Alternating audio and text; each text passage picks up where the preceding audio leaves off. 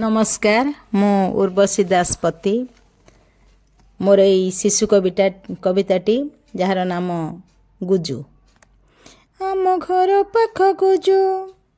आम घर पाख गुजु सबु बेले खुजु बुजु जेउठी सेठी सोई पड़े सीए जेउठी सेठी सोई पड़े सीए आखि टिके बुजु बुजु दिने ताकू जर हेला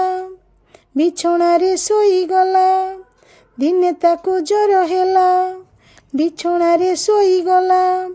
बापा नहीं गले डाक्तर खाना जर छाड़ी पलाइला दीदीर सिलट धरी बसी जाए पाठ पढ़ी दीदीर सिलट धरी बसी जाए पाठ पढ़ी पढ़ी आसे ना कि लेखी आसे नहीं पढ़ी आसे ना कि लेखी आसे नहीं घोरी दिए खाली खड़ी भारी जिद्दी खुरसिए भारी जिद्दी खुरसिए जहाँ चाहे ताहा पाए मागी बादर बन पाइले सिए भूई रे तो गड़ी जाए सबुठारु सान पिला सिए सबुठारु सान पिला बापा माँ कर गेल्हा कहे पाठ पढ़ी हेबी दिने मुही कहे पाठ पढ़ी हेबी दिने मुही गांधी गोपबंधु चला